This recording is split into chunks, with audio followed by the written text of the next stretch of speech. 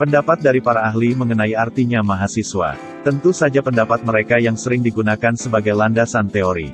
Pendapat siapa sajakah itu? Berikut ulasannya. 1. Pendapat Guardian of Value. Guardian of Value mengartikan mahasiswa sebagai upaya menuntut ilmu di jalur yang lebih tinggi. Karena tingkatannya lebih tinggi, tentu saja seorang mahasiswa tidak hanya belajar secara akademik saja, tetapi juga belajar yang memiliki nilai-nilai masyarakat yang kebenarannya mutlak. Ternyata belajar saja tidak cukup. Nyatanya dalam belajar penting sekali menjunjung tinggi kejujuran, integritas, gotong royong, keadilan, empati dan kepekaan diri terhadap lingkungan. Bahkan tidak sekedar itu saja loh, mahasiswa pun secara tidak langsung sebenarnya dituntut untuk berpikir secara kritis, ilmiah berdasarkan nilai-nilai. Mahasiswa tidak seperti siswa SMA atau SMP, di mana yang belajar secara monoton atau penerima ilmu dari guru. Lebih dari itu, seorang mahasiswa sebagai pembawa, penyebar nilai-nilai dan penyampai ilmu yang sudah dipelajari. 2. Kamus Besar Bahasa Indonesia, KBBI. Menurut Kamus Besar Bahasa Indonesia, KBBI, mahasiswa adalah seseorang yang belajar di perguruan tinggi. Berbeda dengan kata mahasiswa yang diartikan sebagai pelajar atau mahasiswa wanita. Sebenarnya ada satu kata yang sangat mirip dengan mahasiswa, yaitu istilah kemahasiswaan yang memiliki arti yang jauh berbeda dari mahasiswa. Kemahasiswaan menurut Kamus Besar Indonesia, KBBI, adalah seluk-beluk mahasiswa yang bersangkutan dengan mahasiswa.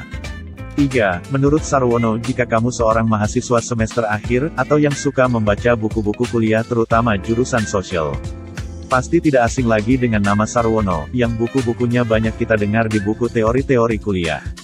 Pengertian mahasiswa menurut Sarwono adalah seseorang yang terdaftar mengikuti pelajaran atau kuliah di perguruan tinggi.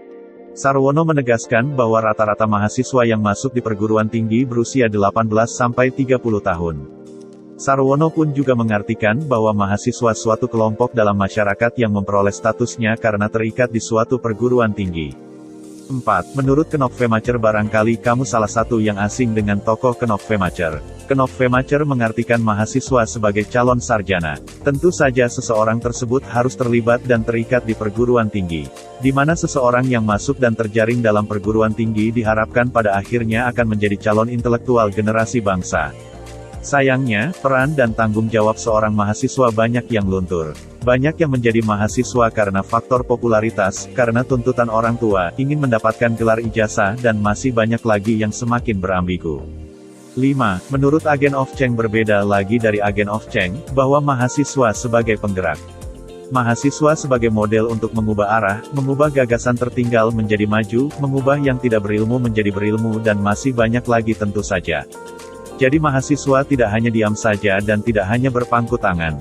Mahasiswa sebagai pengganti dan penerus pemimpin bangsa. 6. Menurut Moral Force, pengertian mahasiswa menurut Moral Force juga dapat diartikan sebagai seorang pelajar tingkat tinggi yang tidak sekedar berintelektual, tetapi juga memiliki moral yang baik. Realitanya, kini menjadi mahasiswa tidak menjamin seseorang bermoral baik. Nyatanya banyak yang tidak amodal, karena sekali lagi semua kembali ke masing-masing individu. Tentu saja setiap individu tidak bisa kita tentukan atau kita setir sesuai kehendak kita. Hanya diri sendirilah yang bisa mengontrol moral yang baik atau tidak baik. Mahasiswa diharapkan memiliki moral yang baik, karena mahasiswa dapat dijadikan sebagai kekuatan dari bangsanya. Karena satu-satunya harapan sebuah bangsa adalah pemuda, itulah beberapa pengertian mahasiswa dari berbagai sudut pandang yang bisa kamu pelajari.